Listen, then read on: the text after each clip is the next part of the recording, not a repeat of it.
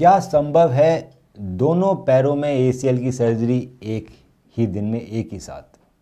दोस्तों, मेरा नाम डॉक्टर मनु बोरा है। मैं एक ACL expert arthroscopy surgeon Artemis hospital Gurgaon में काम करता हूँ। कई बार पेशेंट आते हैं जिनके दोनों पैरों में ACL टूट गए, राइट का भी टूट गया, लेफ्ट का भी टूट गया, और उनके सवाल रहते हैं, डॉक्टर साहब अब सर्जरी करानी तो ज़रूरी है, क्योंकि अगर आप ACL की सर्जरी नहीं कराएंगे, वो पूरी तरह से टूटे हुए हैं, तो धीरे धीरे हमारे घुटने घिस जाएंगे और वो ख़राब हो जाएंगे। घुटना वैसा हो जाएगा जैसे किसी ओल्ड एज के इंसान का होता है। तो सर्जरी ज़रूरी है। अब उनके सवाल रहते हैं, क्या दोनों घुटने की सर्जरी एक साथ कर सकते हैं, और कर सकते हैं तो क्या ये एडवाइजेबल है करना, या हमें एक एक करके करनी चाहिए?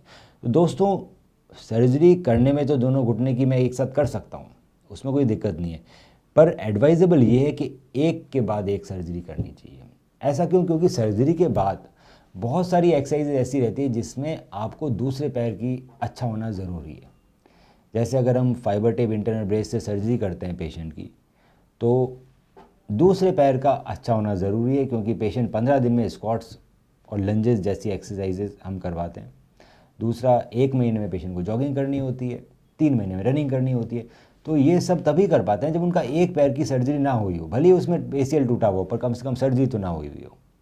तो हमेशा अगर आपके दोनों ACL टूटे हुए हैं और आपको सर्जरी का ऑप्शन 1 बाय 1 उठाना चाहिए।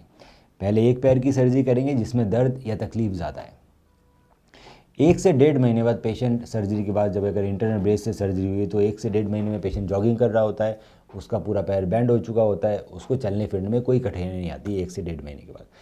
1 से 1.5 महीने के बाद हम दूसरी पैर की सर्जरी कर सकते हैं, क्योंकि अब पहला वाला पैर ठीक हो गया। दूसरी पैर की सर्जरी करने के भी 1-1.5 महीने बाद वापस पेशेंट जॉगिंग करने लगता है, और दूसरी सर्जरी के 3 महीने बाद हम बैक टू रनिंग प्रोग्राम चालू करते हैं। तो मतलब जिस दिन आपकी पहली सर्जरी हुई उससे 4 से 4.5 महीने के बाद आप रनिंग कर सकते हैं, और दोनों पैरों का ACL की सर्जरी भी हो गई है। तो इसका जो रिहेबिलिटेशन है वो बड़ा स्मूथ जाता है अगर हम 1 बाय 1 करके ऑपरेशन करें, क्योंकि ACL की सर्जरी के बाद जब आप चलते हैं 3 वीक्स तक, तो आपका पाँव सीधा रहता है, उसमें ब्रेस लगा हुआ रहता है, तो पेशेंट को चलने में भी बड़ा कंफर्टेबल रहता है अगर वो अपना दूसरा पाँव मोड़ पा रहा है, क्योंकि उसकी सर्जरी नहीं हुई है। वहीं अगर मैं दोनों पैरों की सर्जरी कर दूंगा तो दोनों पैर सीधे हो जाएंगे, तो चलना भी बड़ा मुश्किल होगा।